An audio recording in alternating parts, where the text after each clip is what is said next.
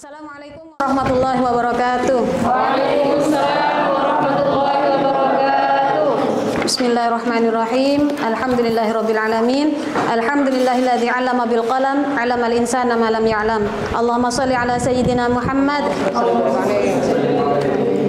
Alhamdulillah pagi hari ini kita bisa bertemu untuk pertemuan kedua dalam mata kuliah pengantar studi Islam. Ya. Sebelum kita mulai, marilah kita bersama-sama berdoa agar apa yang kita pelajari menjadi ilmu nafi' dan bermanfaat untuk kehidupan kita dunia maupun akhirat. Ala hadiyannya wa ala kulli niyatin shadihah. Al-Fatihah.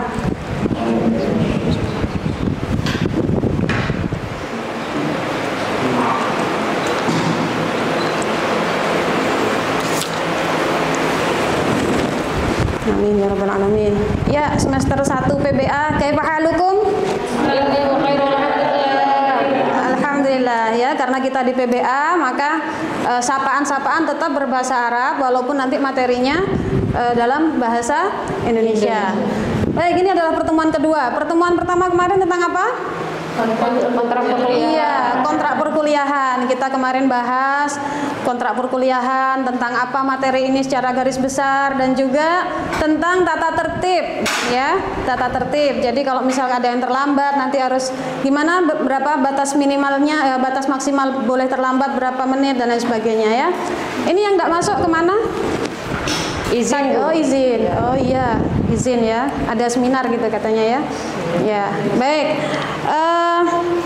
Sekarang ini adalah topik kita hari ini tentang studi Islam ya dan problematikanya.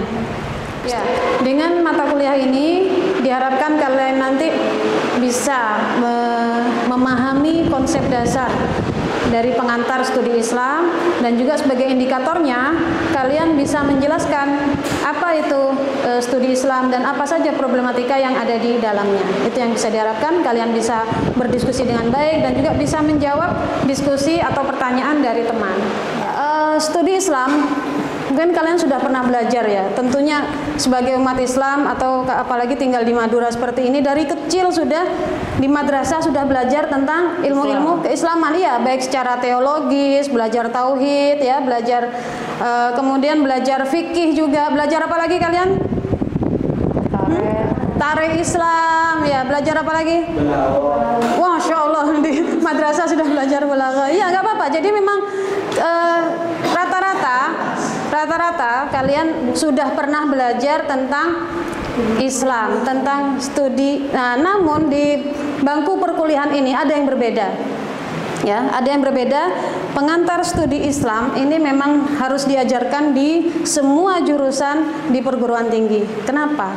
Karena ada sentuhan yang berbeda, yaitu studi Islam diberikan sentuhan secara ilmiah.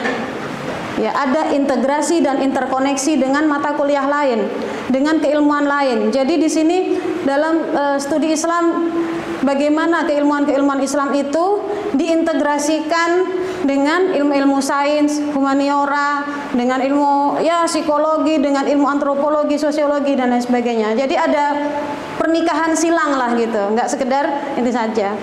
Lalu seberapa penting studi Islam ini? Penting nggak? Penting sekali apa penting banget? Iya, penting sekali ya, karena pikiran umat Islam ini harus bisa terbuka, tidak stagnan ya. Untuk menguatkan hal itu kita tonton sejenak. Suka nonton nggak? Baik, baik, kita nonton dulu, nonton bareng ya. Nobar, baik. Ya.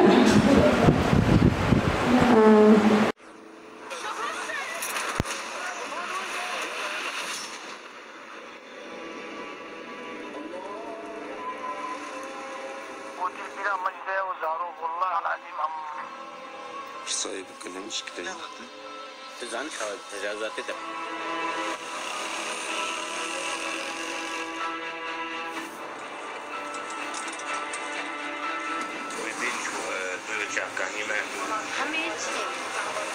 مجبور الواحد اللي 11 طبعا بكونوا تاكو او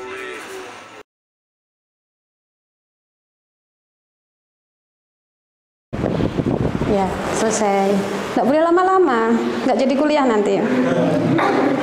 Baik, itu video yang pertama. Saya ingin tahu apa komentar kalian tentang video tadi, kaitannya dengan studi Islam. Ya, tidak? Mungkin kesalahpahaman tentang jihad atau mengartikan bagaimana itu Islam. Iya, kesalahpahaman mengartikan tentang jihad ya dalam Islam. Boleh? Lanjut lagi atau kita tonton video lainnya? Lanjut. Lanjut, baik. Ya, nobar. Kecamatan Kuta, Kabupaten Badung, Bali menjadi tempat sholat tarawih perdana berjamaah pada 1 Ramadan 1444 Hijriah atau Rabu malam. Ia bersama keluarga besar dan tetangga dekatnya tak ingin berlalu lalang di jalan raya hingga mengganggu umat Hindu yang sedang merayakan Hari Raya Nyepi dan melaksanakan catur berata penyepian. Meski tak dilakukan secara berjamaah di masjid atau musola dengan penerangan dan pengeras suara seperti biasanya, ibadah tetap berjalan hikmat. Setelah sholat Isya, mereka pun melaksanakan 8 rakaat sholat tarawih, dilanjutkan 3 rakaat sholat witir. Bertepatan dengan Ramadan, dengan Hari Raya Nyepi, jadi kita saling menghormati. Jadi toleransi tetap kita jaga, karena semua sama. Jadi tergantung kita individu khusyuk dalam menjalani ibadah. Ya, cukup. Baik, mengenai video yang kedua, adakah yang punya komentar? Ya, siap. Nah, ini bentuk merupakan umat Islam yang memberikan toleransi atau menghargai agama lain dalam menjalankan ibadah. Iya, menghargai agama lain dalam menjalankan ibadah. Ya, boleh. Asmi, bagaimana? Tetap menjalankan ibadah walaupun di lingkungan yang berbeda. Iya, tetap menjalankan ibadah walaupun di lingkungan yang berbeda. Iya. Baik, bagus-bagus kalian komentarnya. Suka komen ya?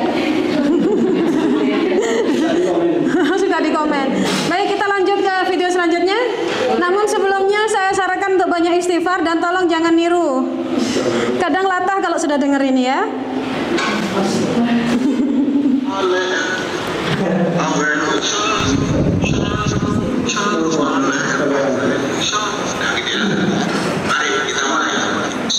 Ayo. Jangan ikut mulai.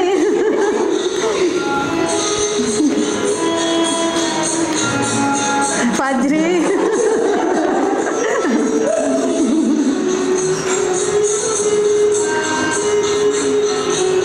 Awas jangan ikut niru. Asmi udah mulai dah.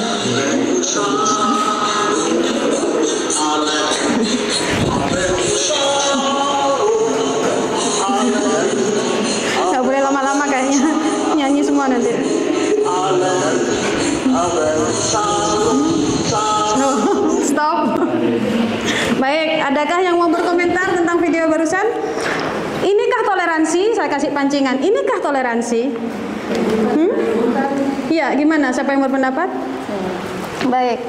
Menurut saya itu terjadi karena adanya penyimpangan dalam beragama. Dan hal ini tidak kunjung ditegakkan oleh hukum.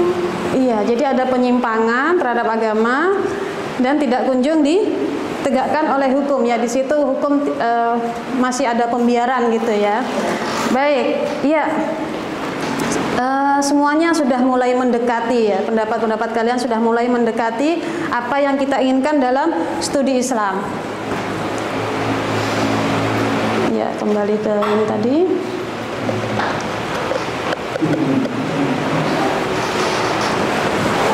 Ya, semuanya tadi dalam video tadi terkait dengan pengetahuan, ya enggak? Iya. Yang pertama misalkan video yang ISIS tadi terkait dengan pengetahuan tentang agamanya, bagaimana dia memahami agama secara kaku, secara tekstual. Jadi kalau ada ayat jihad, qatiluhum, langsung aja bunuh, ya kan? Wa qatiluhum, ada yang mau membuat negara Islam, langsunglah bergabung membuat negara Islam. Jadi semua yang ada di teks dipahami begitu saja, ditelan mentah-mentah. Ya kan? Itu yang terkait dengan video yang pertama. Video yang kedua bagaimana? Terkait pengetahuan? Jadi ilmunya cukup, ya kan? Ya, jadi ilmunya cukup. Studi Islamnya itu ada integrasi dan interkoneksi dengan keilmuan lain. Bagaimana umat Islam tidak hanya mempelajari ilmu murni, ya, ilmu yang teologis normatif dalam agama Islam, tapi juga mempelajari ilmu lain. Dia mempelajari antropologi, kebiasaan budaya setempat, sosiologi, ya, belajar sejarah, dan belajar juga tentang Pancasila, bagaimana NKRI harus ditegakkan, ya, NKRI harga mati gitu. Jadi daripada egois melaksanakan tarawih, memaksakan diri di masjidnya harus pakai pengeras suara, harus pakai penerangan yang terang benderang, dan itu menyakiti umat Hindu di sekitarnya. Jadi memilih umat Islam yang paham tadi, umat Islam yang paham akan agamanya tadi, dia memilih untuk sholat di rumah masing-masing tanpa penerangan. Toh Rasulullah pernah kok, ada contohnya. Jadi bukan karena tidak tanpa ilmu itu, ya, bukan karena tidak pakai ilmu, justru itu yang paham, ya. Kemudian yang ketiga, video ketiga, kalian sudah mau gini-gini tadi, ya. Video yang ketiga, apa itu? Terkait pengetahuan, bagaimana? Sudah cukupkah pengetahuan dia tentang Islam? Nah, jadi Islam itu agama yang apa ya? Transfer ilmunya itu bersanad, ya kan? Kalau Panji Gumilang ditanya, madhabnya madhab siapa? Soekarno. Ada nggak madhabnya? Itu yang bikin, ya Allah. Makanya kalau belajar Islam itu harus komprehensif, harus menyeluruh semuanya, ya, menyeluruh. Agamanya sendiri harus menyeluruh, bersanad, berakar. Dari mana? Misalkan ada yang mengatakan, sudah Bu, kami cukup, kami langsung belajar dari hadis Nabi. Hello, hadis Nabi itu diriwayatkan berapa ratus tahun yang lalu. Kalau kita tidak pakai tangga keilmuan para ulama, kita belajar ke guru kita, gurunya ke gurunya lagi, tidak pakai tangga yang pelan-pelan, ya jatuh jadinya. Ya, fahim tuh? Yang kita pelajari tadi, yang sudah saya jelaskan tadi mengenai studi Islam, kita juga akan kaitkan dengan 4 pilar moderasi beragama. Jangan sampai salah sebut, ya, moderasi beragama, bukan moderasi agama, karena agama kita sudah moderat. Agama kita sudah ya sudah tengah-tengah, kita sudah umatan wasaton memang, ya, tapi dalam kehidupan beragama itu kita perlu ada moderasi. 4 pilarnya, yang pertama adalah komitmen kebangsaan. Ya, ini penting sekali dalam untuk umat Islam, komitmen kebangsaan. Karena apa? Agama itu kan bibit, ya. Agama Islam, ya, itu kan bibit. Bibitnya dari mana? Dari Arab kan? Ya, bibitnya berasal dari Arab. Nah, kita agama itu dibawa ke Indonesia. Apakah kalau ditabur begitu saja bisa tumbuh? Harus, ya, harus dirawat apanya? Tanah airnya itu harus dirawat, tempat tumbuhnya harus dirawat. Disitulah pentingnya komitmen kebangsaan. Makanya umat beragama harus cinta tanah air. Jangan cuma cinta agamanya saja. Disitulah hubul watan minal iman itu. Orang harus mencintai negaranya dalam keimanan. Ya, cintaku di mana kalau ada laguan itu? Hilal watan itu? Iya, ya, hubul watan minal iman, iya. Cintaku dalam cintaku, ya, cintaku dalam imanku. Jadi cinta dan keimanannya harus seimbang. Nah, itulah komitmen kebangsaan. Jadi jangan mentang-mentang, oh saya kan orang Islam, ngapain ikut upacara hormat ke bendera, kafir, hormat ke bendera, syirik. Enggak. Tapi tanah airnya ini harus dirawat. Ini tempat tumbuhnya agama kita, ya. Selanjutnya yang kedua adalah toleransi. Pilar yang kedua toleransi. Apa ini? Ya, tentunya toleransi itu sangat penting, ya, dalam kehidupan beragama. Karena kalau tidak toleran akan terjadi apa? Misalkan orang Islam seenaknya,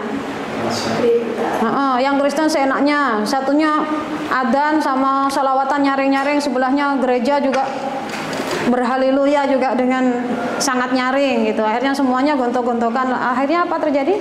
Keributan. Iya, benar kata Email. Jadi terjadi keributan. Makanya harus toleransi. Toleransi itu apa? Iya, toleransi itu adalah intinya saling menghargai, saling menghormati, bukan ikut-ikutan. nanti kena pasal lagi kita tasyabuh akhirnya ya. Kita akhirnya man tasyabbah biqaumin fahuwa minhum ya, akhirnya jadi golongan mereka. Tidak perlu bertasyabuh, jangan sampai, kita hormati saja. Lakum dinukum waliyadin. Baik. Sekarang selanjutnya adalah anti kekerasan. Ya, pernahkah kalian mendengar cerita bahwa Nabi Muhammad itu mukulin orang Yahudi? Oh, itu Yahudi dipukul, itu Nasrani dipukul. Pernah nggak? Ya, justru apa? Menghormati, menghargai tanpa ada kekerasan. Iya, jadi saling dalam hal-hal yang bisa dikerjakan bersama-sama dalam masyarakat, kita kerjakan bersama-sama. Menghias gang, misalkan dalam rangka Agustusan, tetangganya mau ada yang Kristen, kayak mau ada yang Buddha, kayak mau ada yang Hindu, ya. Semuanya bekerja bersama-sama dalam hal-hal yang bisa dikerjakan bersama-sama. Tapi kalau untuk urusan agamanya sendiri-sendiri, jangan sampai ada kekerasan dan pemaksaan. Kekerasan ini baik kekerasan fisik maupun kekerasan verbal, ya. Hati-hati komen-komen, ya. Misalkan ada video-video agama lain kemudian terus dikomen, itu ngapain gitu? Itu menyakiti. Itu kekerasan juga, ya. Iya, jadi ada video orang lagi ngerayain Natal, dia kan lagi seneng-seneng tuh ya sama keluarganya, lagi menghias pohon Natal, terus kalian tahu-tahu komen kafir loh gitu. Itu menyakiti dan itu berbahaya, itu bisa menyebabkan perpecahan, tidak toleran, dan itu juga kekerasan secara verbal walaupun itu melalui media. Dan pilar yang terakhir adalah kearifan budaya lokal. Iya, karena kita hidup di tanah air Indonesia dengan beragam budaya, bahasa, ya, semuanya punya adat istiadat yang berbeda-beda, itu tetap dijaga. Jangan karena kita umat Islam ya, oh itu nggak ada di Al-Quran, nggak ada di hadis, terater tuh nggak ada. Kalau sekarang bulan Safar ya, sekarang kan musim orang terater apa ya, tajin ya, tajin apa itu, tajin merah, tajin yang manis kan sekarang kalau Safar ya. Tahu-tahu ada tetangga kalian nganterin, wah bid'ah. Kasihkan ke saya aja. Ya, jadi kearifan budaya lokal memang tidak ada teksnya, dalam hadis tidak ada bahwa fi syahri Safar labudda ayyuti asarit al-ahmar gitu, nggak ada memang. Tapi tentang kita tarik nilai dari ada istiadat apa itu? Sedekah, menyenangkan hati tetangga, ya kan? Menyenangkan orang. Nah, itu kan ajaran agama kita. Ya, jadi kearifan budaya lokal harus dihormati. Baik, kita lanjut dengan diskusi ya. Mahasiswa harus banyak berdiskusi. Saya bagi kelompok gimana kalau kelompoknya laki-laki dan perempuan aja? Sip. Oke. Kelompok 1 cewek dulu ya, ladies first ya. Ya, kelompok 1 kelompok 1 yang perempuan ini nanti silahkan kalian berdiskusi, dan ini yang laki-laki juga berdiskusi. Untuk yang kelompok 1 saya kasih tugas tentang apakah urgensi studi Islam di era modern, ya. Boleh kalian kaitkan dengan moderasi beragama dan juga kaitkan dengan keilmuan lain, atau kaitkan dengan ya kebutuhan masyarakat kita di zaman sekarang ini. Apakah urgensi studi Islam, ya, urgensi studi Islam. Sementara untuk yang laki-laki masih terkait topik kita hari ini, yaitu apakah problematika yang dihadapi oleh studi Islam di era modern ini. Kalian tadi sudah nonton filmnya kan, bagaimana, ada problem nggak di situ, atau semua baik-baik saja Bu, baik-baik saja, kita nggak ada masalah. Nah, silakan didiskusikan, dibentuk melingkar sementara ya duduknya. Ayo.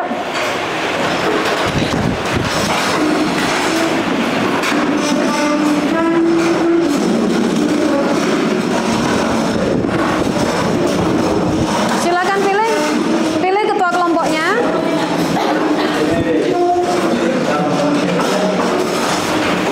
Ya. Siapa di sini ketuanya?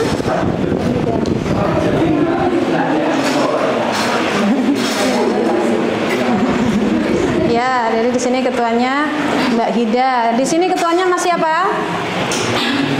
Jangan terus ya. Asmi. Ini enggak apa-apa. Ya, ketuanya Asmi. Sini nggak apa-apa. Di sini. Yuk, silakan diskusikan.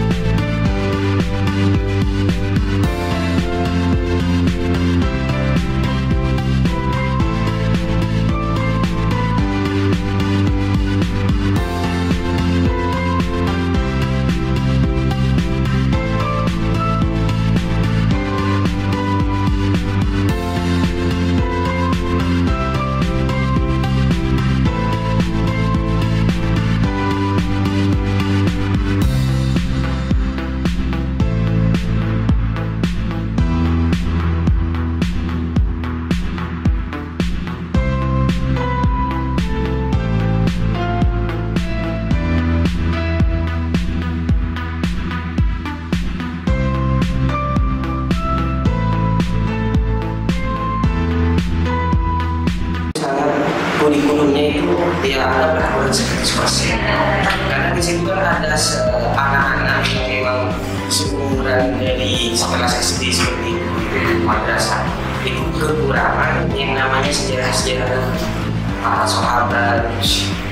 Dan bahkan yang menjadi problematika juga yang memicu zaman sekarang, generasi sekarang itu dari HP sebenarnya. Nah itu yang sangat-sangat merusak generasi anak sekarang.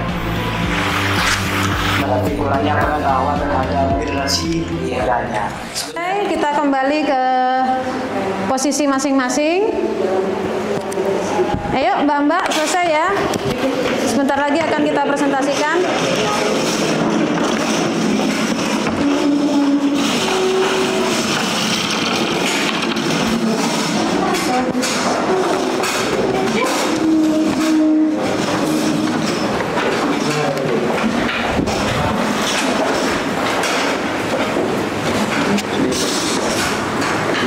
Baik, kita dengarkan hasil diskusi dari kelompok 1. Bagaimana pemaparan hasil diskusi yang sudah didiskusikan oleh kelompoknya. Silakan ketua kelompok, Mbak Ida. Baik, urgensi itu akan muncul karena adanya problematika dalam kehidupan sehari-hari terkait tentang agama.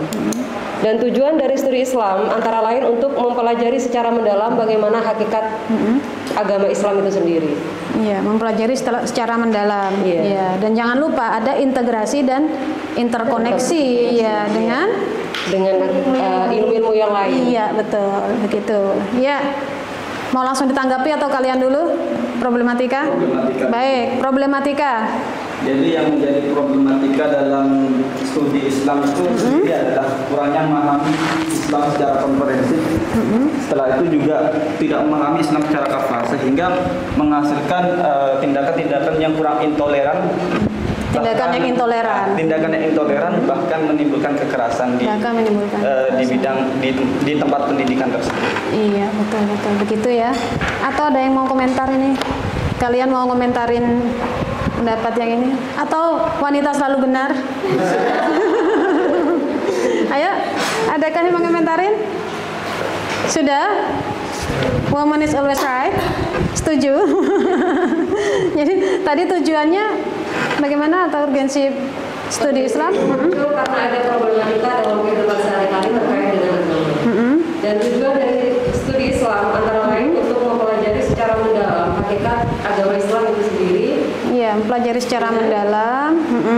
Iya, dengan terkoneksi dan terintegrasi dengan ilmu-ilmu yang lain. Iya. Setuju? Setuju. Ya. Tanggapannya untuk kelompok? Ya, jadi mungkin perbedaan pendapat juga menjadi salah satu problematika dalam itu studi Islam. Jadi bukan cuma karena kurang meluasnya pemahaman, tapi terkadang pemahamannya sudah meluas, tapi pendapat yang berbeda-beda dari setiap yang memahami. Jadi sama-sama paham, tapi yang dipahami hal yang berbeda-beda sehingga itu menimbulkan juga problematika. Iya, jadi seperti ketika orang sama-sama ditutup matanya, ditanya tentang seekor gajah. Bagi yang megang belalainya, apa pendapatmu tentang gajah? Dia berbentuk seperti apa? Panjang. Iya, panjang gitu. Kalau seperti itu. Lebar. Sementara kalau yang megang kupingnya ya, apa? Gajah itu seperti apa? Tipis dan lebar. Iya. Kalau yang megang bagian belakangnya gajah itu seperti apa? Besar.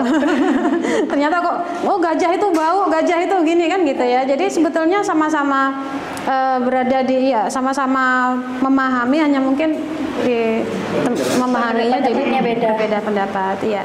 Pertemuan pertama dan kedua masih saya sebagai dosen pengampu yang membawakan. Pertemuan ketiga dan selanjutnya sesuai kontrak perkuliahan kalian secara bergantian untuk presentasi ya. Baik, alhamdulillah. Diskusi sudah berjalan dengan seru ya, dengan lancar, alhamdulillah. Saya bersyukur kalian masih memegang etika dan estetika dalam berdiskusi. Tepuk tangan buat kita semua. Alhamdulillah bisa berdiskusi dengan baik. jangan lupa untuk terus memahami agama kita dengan baik. Disinilah fungsi studi Islam, kita memahami Islam secara komprehensif dan juga kita integrasikan, interkoneksikan dengan keilmuan-keilmuan lain sehingga pikiran kita menjadi maju, ya. Saya ingin menutup ini dengan quotes ya dari Imam Ghazali bahwa setengah dari golongan ateis di dunia ini disebabkan oleh orang-orang yang membuat tampilan jelek pada agamanya dikarenakan perilaku buruk dan kebodohan mereka. Na'udzubillahi min dzalik. Mudah-mudahan kita bisa menjadi duta-duta Islam yang rahmatan lil alamin, ya. Kita tunjukkan dengan ilmu pengetahuan yang baik dan juga dengan perilaku yang baik. Ya, yang akan datang kita akan belajar tentang sejarah studi Islam dari masa ke masa. Ya, ada dari periode klasik, periode menengah dan juga periode modern. Ya, tetap semangat. Semangat. Baik, kita tutup pertemuan kita dengan bersama-sama membaca hamdalah. Alhamdulillahirrahmanirrahim. Kita banyak beristighfar, istighfar 3 kali saja. Astagfirullahaladzim, astagfirullahaladzim, astagfirullahaladzim. Dikhawatirkan dalam pertemuan tadi ada hal-hal yang menyinggung, ya. Saya mohon maaf. Sebesar-besarnya saya mohon maaf. Mudah-mudahan yang kita pelajari menjadi ilmu nafi. Sekian, assalamualaikum warahmatullahi wabarakatuh. Waalaikumsalam warahmatullahi wabarakatuh. Ila liqa. Ma'assalamah.